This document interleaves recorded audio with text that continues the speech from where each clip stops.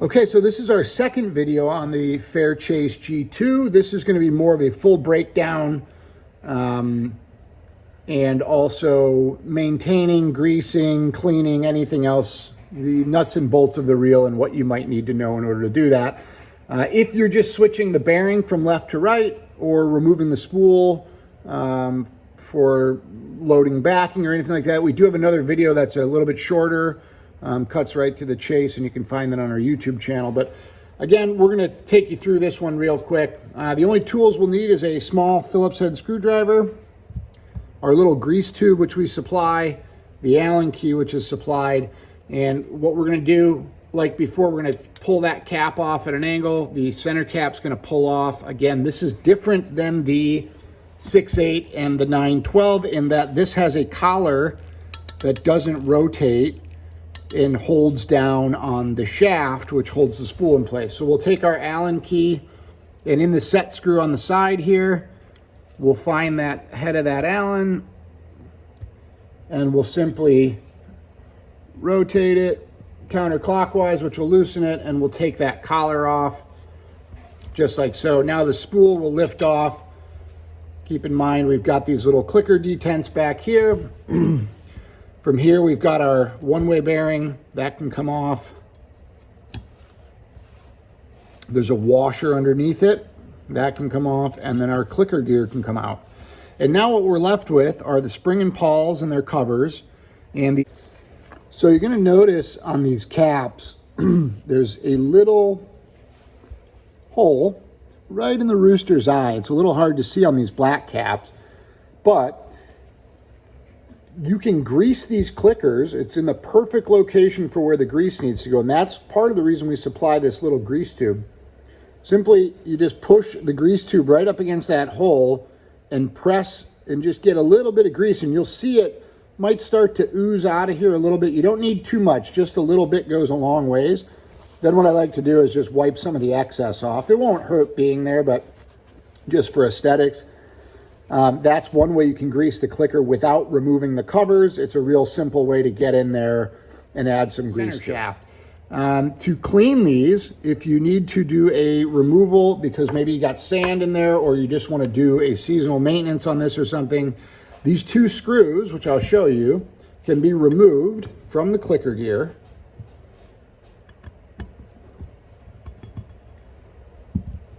And if we pop those screws out, then the cover of this will pop out, just like so. You'll see a little bit of grease in there. And then as you can see, we've got our pawl and our spring in there. Always good to check that, make sure there's no dirt or grit in there or sand, and then from there we can reassemble. All I like to do, doesn't take a lot of grease, as you can see, just a little dab of grease in there. And what that does, it keeps it lubricated, but most importantly, it dissipates the heat of the metal-on-metal contact of the pawl against the spring. So we put a little dab of grease down on the face in here, and then we simply set the pawl up against the spring, as you can see, and with the grease in there, it'll sit. You'll see on the inside of this clicker housing, there's a little locating pin in the center, and that goes in the center of the pawl hole. And then down into the frame, you'll see there's a hole down there. And then obviously you have your two holes at the top, which line up with the two holes on the cap. When you put this on, the only little trick to it is you push the hole in the center, and then you just take two fingers and slide up. So push this up towards the screw holes, and it'll push against the spring ever so slightly. And then that cap will sit down in the hole. You'll line up with your screw holes. Very simple at that point. Put your two screws back in. You don't need to Hercules these. I like to snug them very lightly at first, just so everything is centered. And then I just give them a little snug. And that's all they need. Just to make sure it's working properly, the spring should move with the same tension from left to right, just like that. Nice and simple. You can do both sides. Good, check your springs every once in a while. Reassembly goes back together just the way it came apart. So this is our clicker gear. and this simply slides down in the shaft. It'll go all the way down so that it's riding inside the clickers, as you can see. Then our washer, which make sure you do not lose this because the spacing on this is critical on the final assembly tolerance when it's together. So that rides on the face.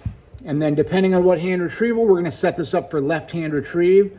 So this one-way bearing will only rotate in the left-hand retrieve, and you rotate it in that direction as you push it down onto the washer. Everything should sit nicely. It should rotate freely in the retrieval direction you're looking for and grab the clicker gear and work against the pawls in the opposite direction.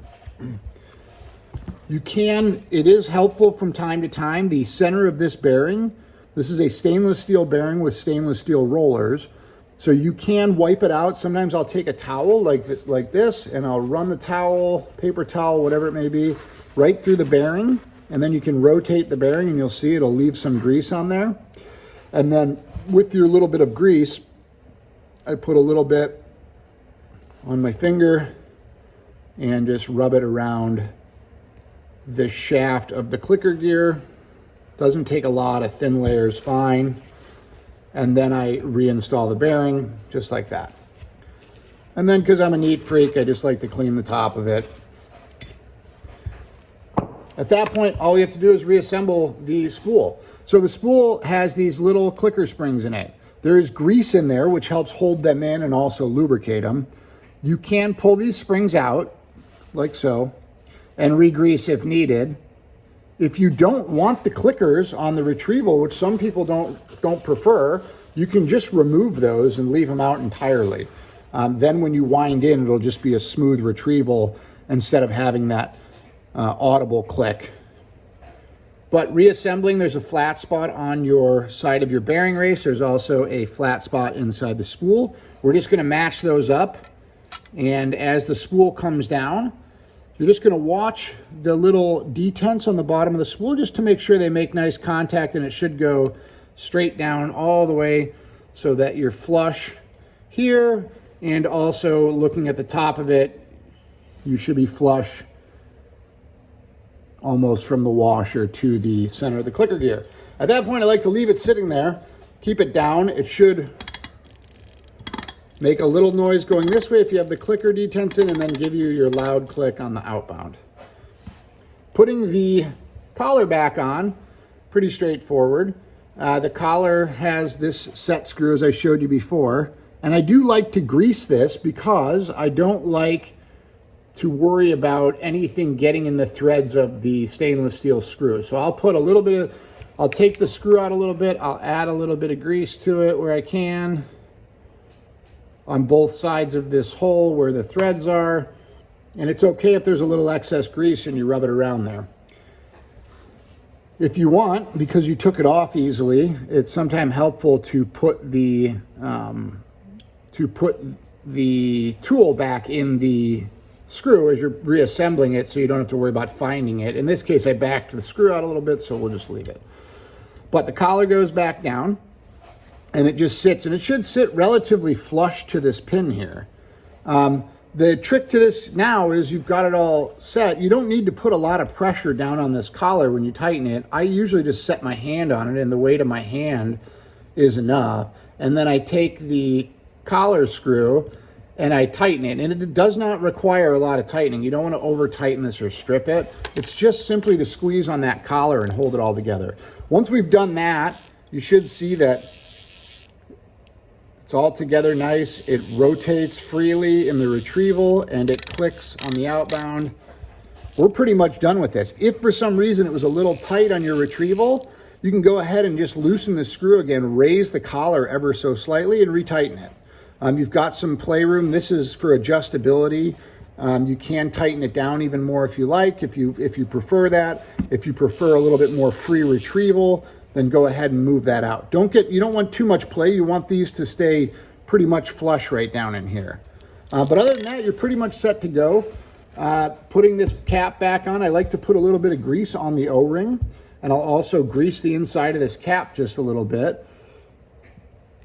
So just a little dab of grease in there, and I'll rub it around in that little groove. That'll help with reassembly.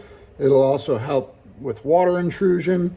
And then that cap, just watching the O-ring that you don't push it down off of its area, but it should snap down on there, and then the cap should be held and kind of, you can rotate it a little bit and it won't lift up, and it should stay in place just like that. And that cap moves with the spool, so the orientation of it doesn't really make a difference. But that is breaking down this reel in its entirety and going through it, re-greasing. If you have any questions, if any other issues arise beyond what's in this video, I encourage you to reach out to us by email, call, or text. We're found online at cubaliaoutfitters.com. Hopefully you found this video helpful. And if you have any comments, please feel free to leave them below. Thanks for watching. Enjoy the reel.